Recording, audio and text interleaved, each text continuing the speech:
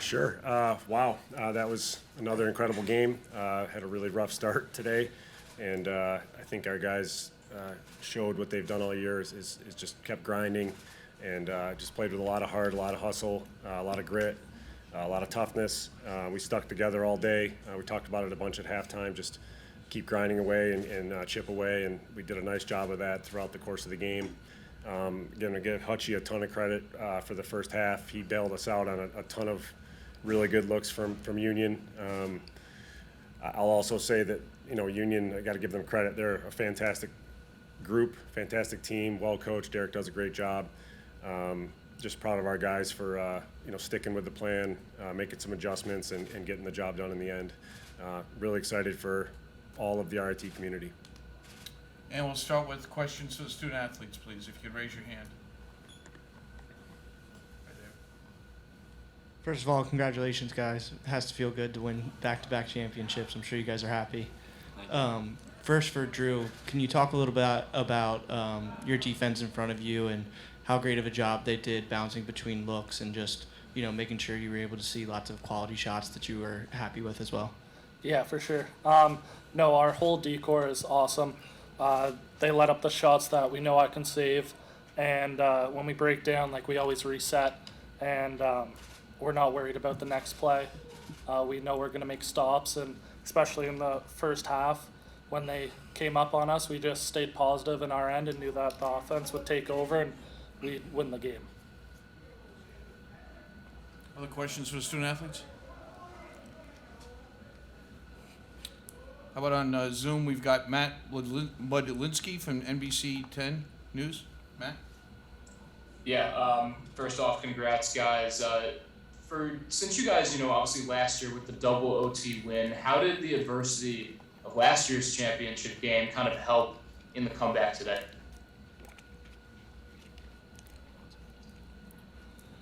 I think just at halftime we stayed positive the whole time, right? That's one thing. Our group's pretty resilient, and no matter what the score was, we were going to go out and make our plays.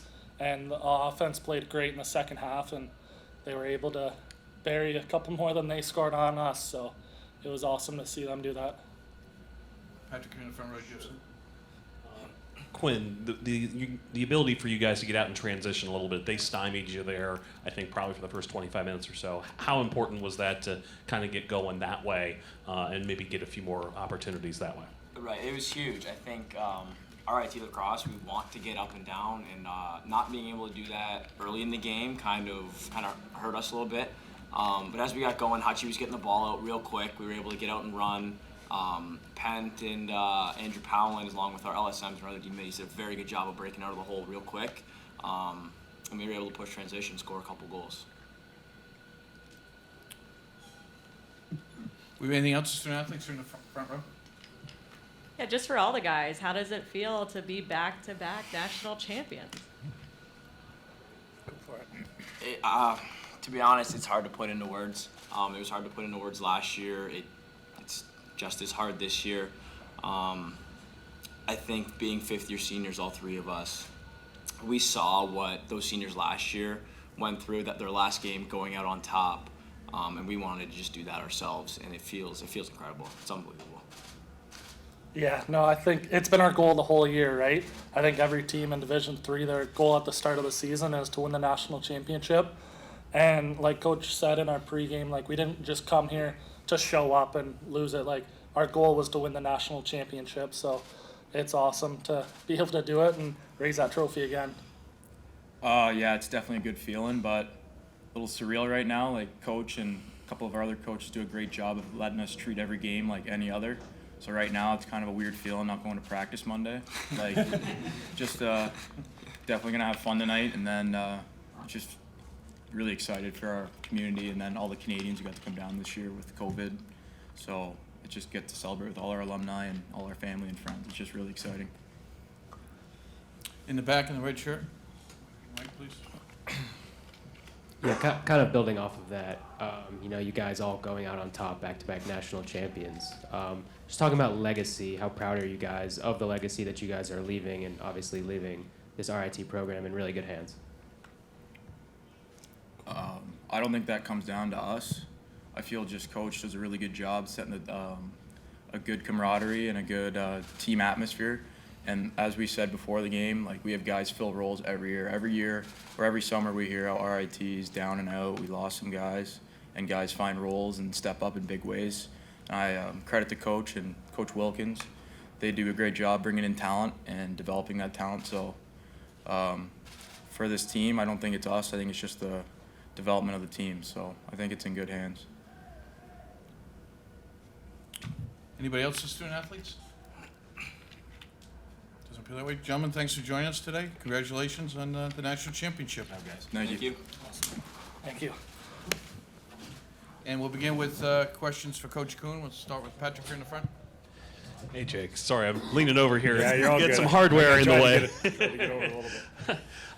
Wanted to ask both two parts really here. One, the zone that you guys went to, it seemed like it slowed them down in terms of peppering you guys with shots. How important was that? And then also the transition issue that I asked those guys too. It seemed like that really changed things for you guys when you were able to get out a few times. Yeah, no doubt about it. They were doing a great job coming up with a lot of ground balls in the first quarter. They dominated us in that area, and that's usually where we dominate.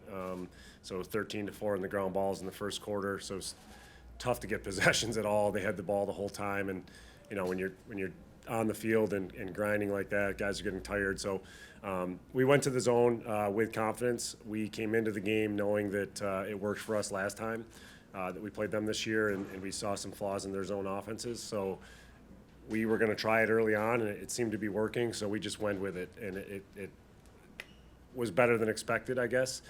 We did create some turnovers out of it, and they seemed to hesitate, and more importantly, like you said, just slowed them down and gave us a little bit of a break. So, just proud of the guys for being able to adjust and get the job done. Any other questions for Coach? Obviously, last year, the story was you guys had finally scaled the mountain after having gotten close. Now that you've done it a second time, I doubt it was easier the second time around, but did you guys draw from that, having done it already, that it wasn't quite so insurmountable or didn't feel so insurmountable? Yeah, I get that question quite often. I've been telling everybody, this is a national championship game, a national championship venue. That was last year. Different personnel, different roles. I will say that our guys, we have exit interviews every year, and a lot of our guys said this was an incredible experience, but some of the guys who didn't play, like a Drew Hutchison, who didn't get to play much, really wanted to come back and, kind of be more involved in the game and kind of leave their mark. So I'll give them credit for, stepping up and filling those shoes and doing a great job all season, game in and game out, of coming ready to go. We have a question on Zoom from Matt Bledzinski, News 10 NBC. Yeah, Coach, again, congratulations. Just what did you kind of see in your guys as far as their energy, when you guys were down and their ability to keep positive? Yeah, and we talk about that a lot, and we talked about it last night in our meeting, just that if things go awry, I think we said if we're down 6-2, we were talking about it last night, I think we were talking about being down 6-2 and coming back. I don't know where those numbers came from, and I actually think we might have been down 6-2 today, so that was kind of a weird feeling, but I give the guys, again, a lot of credit for sticking with the game plan, changing the game plan when needed. It was a grind. It was a definite grind. I think maybe the heat had a little bit of a factor at the end. We didn't run quite as many guys as we have, but I do feel that we're in great shape.